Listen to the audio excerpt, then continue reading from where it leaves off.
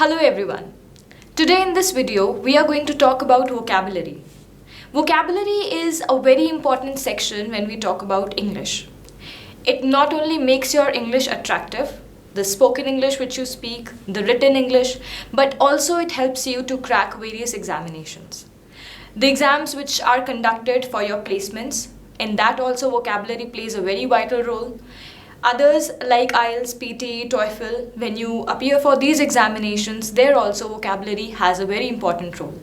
So today we will be talking about how we can learn vocabulary, the antonyms, synonyms and the usage of a few words. So that these words which we talk about in today's video are very clear to you and you can use them in your own language. So I'll be showing you a few examples. We will be talking about their antonyms, synonyms and the usage of it.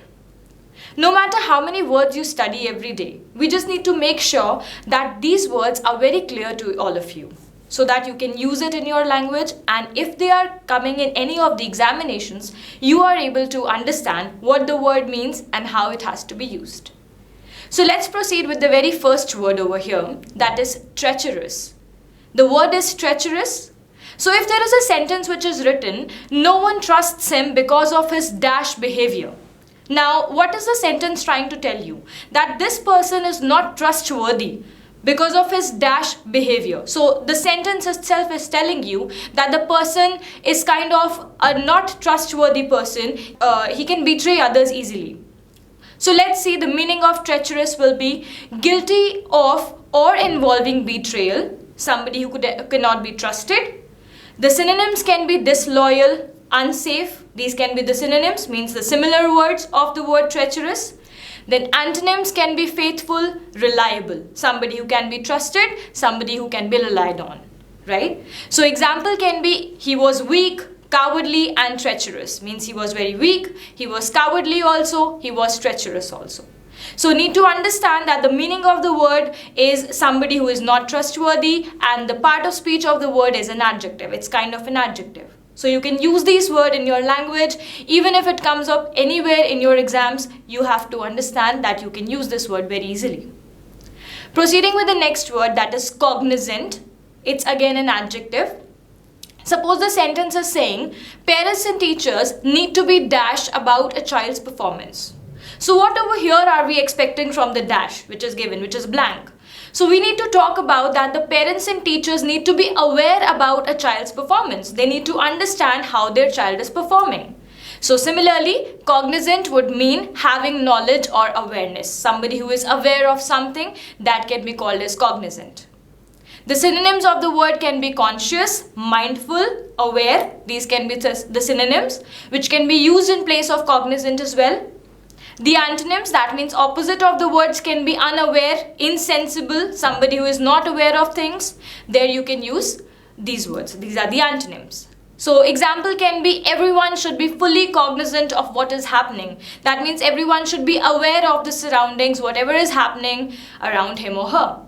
So these words, this also is a word that you can use in spite of using aware, right? Proceeding with the next word, that is dexterity. Now, dexterity is a noun. Suppose the sentence is written, his knowledge and dash have made him a successful man. So see, the word and is connecting over there, knowledge and dexterity. That means both these things have made him a successful person today.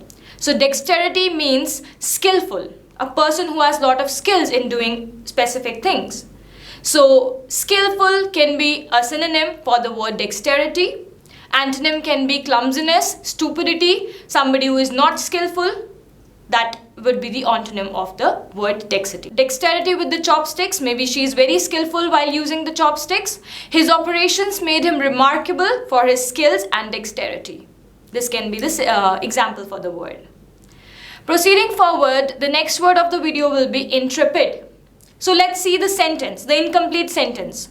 If you aren't dash and not willing to take risks, you might not succeed in business.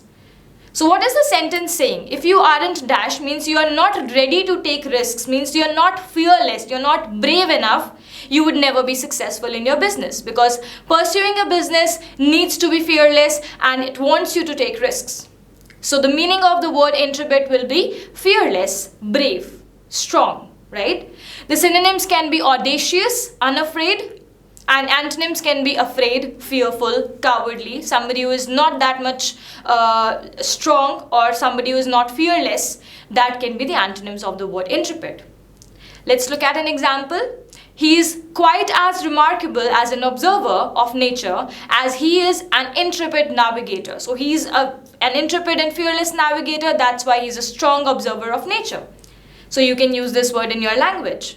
And even in the sentence completion category questions also, if such words come, you would be able to solve these questions easily. Okay, now let's proceed to the last word of the video, that is profuse. And the meaning of the profuse would be abundant or available in large quantity. Example, he has gained so much weight, even the doctor was worried about his dash weight. Now why was the doctor worried? The doctor was worried about his increasing weight because he has a lot of weight. So that means the doctor was worried about his profuse weight. The synonyms can be copious, overflowing, abundant. All these can be the synonyms of the word. And antonyms, that means opposite, can be inadequate, scarce, or sparse, right? Example can be decoration at the party was quite profuse and bright. So maybe there was a party where you went to and the decoration was very much, it was very loud, so you can say that it was very profuse. So using these words, as we have discussed 5 words in the video today, so the synonyms and antonyms also I have discussed. I have also told you the meaning of the words. No matter they were 5. What is required out of you is these 5 words should be clear to all of you properly. And you should be able to use these words in your language, whether it is spoken English, whether it is written English, you should be able to use these words in your language and make your language attractive.